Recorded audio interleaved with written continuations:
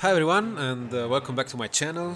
I'm very excited today because we are gonna talk about a topic that really interests me a lot, which is cryptocurrency, and especially how to trade, earn, and store cryptocurrency. Of course, this is like I'm gonna be very fast, very quick. I'll try to wrap it up very quickly as possible. Try to give you all the important information you need, no bullshit, nothing, anything complicated. We'll try to explain a bit what's a crypto, how to store it, how to trade it, because in this market with this euphoria it's easy to just jump in one platform without understanding exactly what you want to do, what the goal that you want to achieve. And we talked already in a video about what are the best crypto exchanges to trade, but there are many things that you can do with crypto, not only trading. You can also earn interest from it or also store it for long-term investing. And there are many things in this world that should be studied and known. So without further ado, let's start with this topic. So first of all, what are we going to look at today? We're going to look at what is a cryptocurrency, how to trade a cryptocurrency, how to earn from the crypto, and how to store a crypto. And we're going to go through some, first of all, a basic understanding of what is a cryptocurrency, because I know that many of you might know already, but there are some important aspects that are very important to understand now that will allow you to understand exactly how to trade, store, or earn from a crypto. These are the basics that you need to know. Otherwise, trading and storing or earning might become something that you want to avoid, because there are some things that are kind of complicated to go on with. Okay, without further ado, let's continue. And we will talk first of all about what digital asset, decentralization, blockchain, public and private keys, proof of work, proof of stake, which is something very important, and wallets. Um, let's start with what's a digital asset. Like, I think the best example, it's came up to me like something like 1 week ago.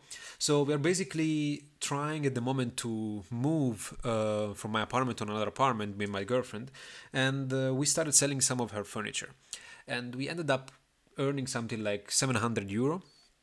And I remember that when I got the money, I gave it to her as cash. And the moment she saw the cash, she started to feel bad. Okay, my girlfriend doesn't invest in crypto, doesn't even invest in stocks. She doesn't understand anything about this world. She would like to one day, but she's not into it really at the moment. But the moment she saw the cash, she felt bad. She felt like it was wrong to hold 700 euro in cash, because it would have been dangerous to store it for any reason. So this is kind of subconscious now, like she doesn't know what is a digital asset, what is digital money, but she feels already by herself that owning cash is like owning trash, as Ray Dalio said already. Cash is trash.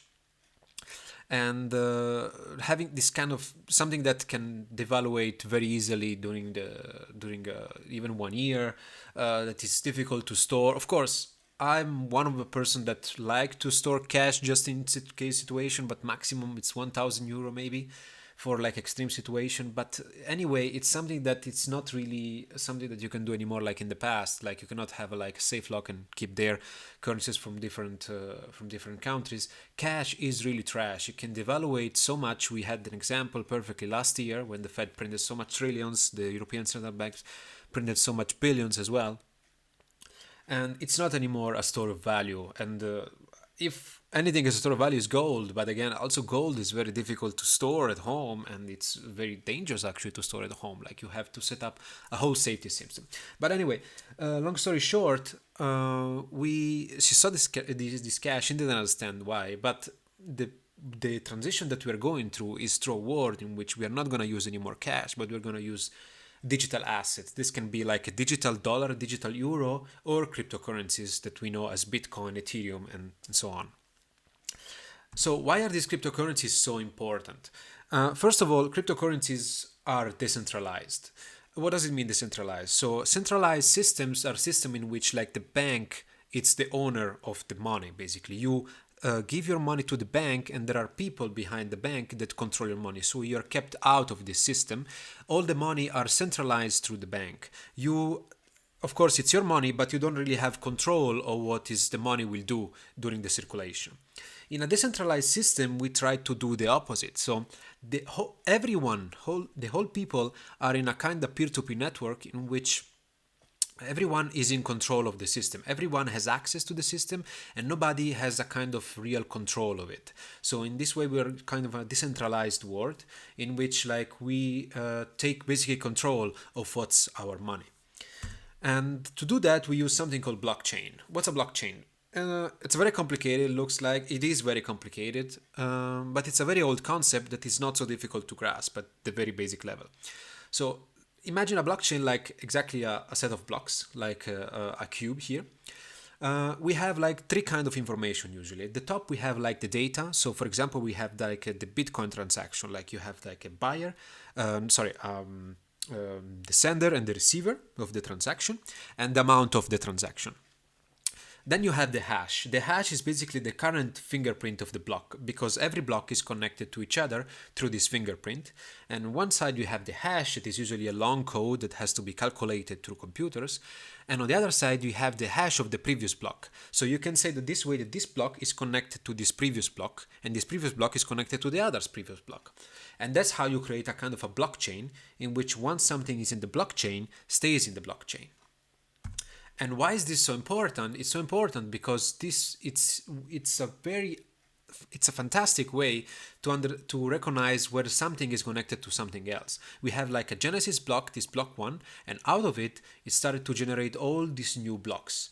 And this is the beauty of it. Like you don't have like a third party that can enter and create a new block out of nothing. You have a kind of a system which can be recognized only if the previous hash it's the same as the future hash. And let's say that someone wants to create a new block, like in block 2 somebody wants to change the information because he wants to steal some Bitcoin, for example. Well, if he have to change block 2, he will have to change the hash. But if he changes the hash in block 3, the previous hash will not match anymore with the hash of the second block, so on, invalidate the blockchain, and this becomes basically impossible for the people to store the money.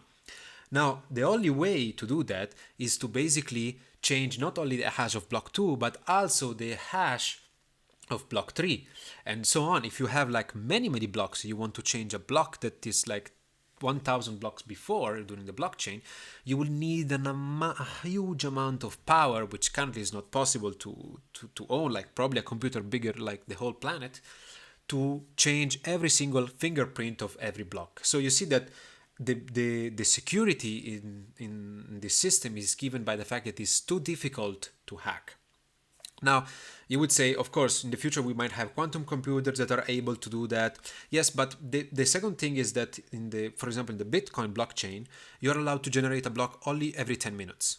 So you cannot do it faster than that. So it means that every 10 minutes a block is generated. So you have physically no time to generate 2 or 3 or more blocks during that time and manipulate the blockchain. So this is a kind of another state of security. The other state of security is given by the private and public keys.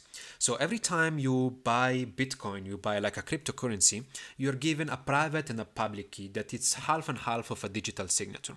The private key, it's very important. You cannot lose this key. It's what it can generate new transaction and gives access to your funds. So it's the one that also generates the public key. And the public key is the one that generates the Bitcoin address. So let's say it again. The private key generates the signs new transaction and gives access to your fund. Without it, you cannot have access to your fund. And the public keys generate your Bitcoin address. So now from the Bitcoin address is something public. Everybody can see your address, but nobody can steal your funds, your money, because nobody owns your private key. If someone has also your private key, then they have both part of the digital signature, so they have access completely to your money, and your crypto is lost. What is the other system that basically explain what's a Bitcoin blockchain? So we have to look at two type of proof, basically. Two type of way of generating the blockchain. One is called proof of work, one is called proof of stake. The other reason why Bitcoin is very safe is because with the increased amount of with the increasing of the complexity of the blockchain, the amount of computational power increase. Why? Because to generate a new block, miners compete to solve the next block. So, and the next blocks becomes more and more complex because it's tracked by all the blocks before, so the hash rate increases and becomes exponentially higher. And the thing is, the system is kept safe because miners have to constantly try to compete with each other to solve these blocks. The problem comes when, for example, 51% of the miners want to take control of the network. They can do it because they just need 51% of all computer mining in that moment to take control of the network and create like a malicious block. Of course, this is a kind of an extreme scenario, very difficult that could happen, but it's theoretically possible. Um, of course, this is not a very energetic efficient way. We heard how Bitcoin currently uses like the same amount of electricity that Argentina is using, if I understood correctly, even though part of it is of course generated by clean energy. But of course it's not very energy efficient, and if you think how the complexity of Bitcoin will increase over time, we know for sure that this will become a huge problem, for example, in 50 or 60 years. So out of this, the proof of work was generated a new system called proof of stake. In proof of stake, miners do not compete to generate the next block and to get the reward. So there is not that amount of energy wasted. Miners, instead, they have to stake the crypto. So they have to basically buy and keep the crypto, and the next block is assigned randomly to the the people that staked money. So the more you stake, the higher is your probability to be the next one assigned to validate the next block. You don't receive a reward as a block like in the proof of work, but you receive a reward as a token. So this is very important. Try to understand this proof of stake, because this is going to be very important for when we're going to talk about how to earn from your crypto.